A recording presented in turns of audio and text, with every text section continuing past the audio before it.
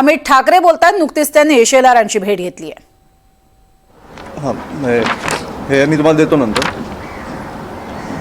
राज्य महोत्सवाचा दर्जा दिल्यानंतर मला वाटतं की अशा कॉलेजेस किंवा शाळांमध्ये हा सगळ्यांचा उत्सव आहे, त्याच्यामुळे सगळ्यांनी तो आनंदात साजरा केला पाहिजे.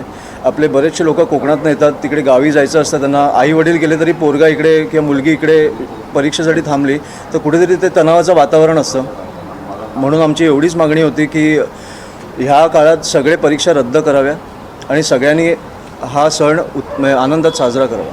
पण तुम्ही शालेय मंत्री किंवा इतरांकडे म्हणजे सगळ्यांकडे वेगवेगळ्या मंत्र्यांकडे जाण्यापेक्षा मला वाटलं की कल्चरल मिनिस्टर आहेत, मला वाटतं ह्यांनी जाहीर केलं आहे, ह्यांनी घोषित केलं आहे आपल्या पावसाळी अधिवेशनात आणि खूप उत्तम मला वाटतं संकल्पना आहे.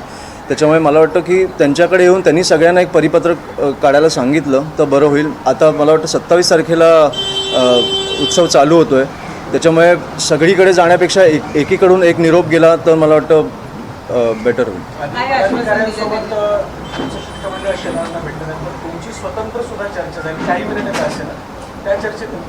नाही, आम्ही माझे खूप जुने संबंध आहेत, त्याच्यामुळे आम्ही खाजगी बोललो आहे, असं काय राजकीय काही बोललो नाही. सगळ्या बोर्डांसाठी मला वाटतं महाराष्ट्रात जे बोर्ड आहेत त्या सगळ्यांसाठी, त्या सगळ्यांना ह्या गणेशोत्सवात हा गणेशोत्सव साजरा करता आला पाहिजे.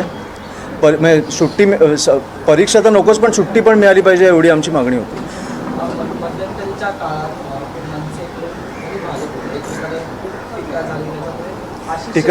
आशिष शेलार आणि ठाकरे घराण्याचं विशेषतः राज ठाकरेंचं विशेष जवळीक ती दिवसात झाली होती. आजच्या या भेटीने पुन्हा एकदा ती वैयक्तिक जवळीक निर्माण झाली आहे का? नाही, असं मला वाटत नाही कधी असं ते दुरावले होते. मला वाटतं ते साहेब आणि आशिष शेलार सर खूप जुने मित्र आहेत, त्याच्यामुळे ज्या टीका होतात त्या मला वाटतं राजकीय होतात, कधी असं वैयक्तिक टीका होत नाही आणि राजकीय टीका असल्याच पाहिजेत.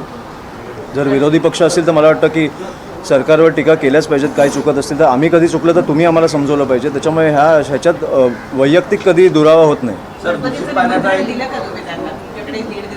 मला वाटतं साहेबांनी दिलं येणारच.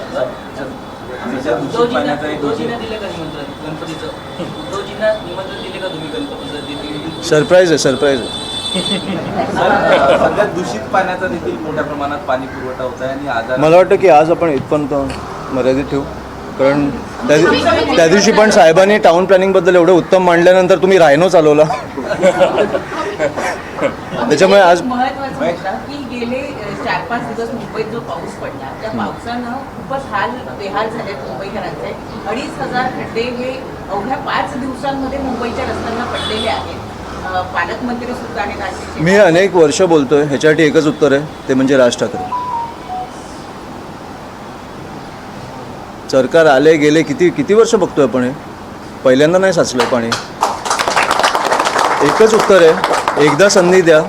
नाशिकमध्ये दिली, तुम्हाला कळलं काय झालं. त्याच्यामुळे हे इंग्लिश मराठी बस. थँक्यू.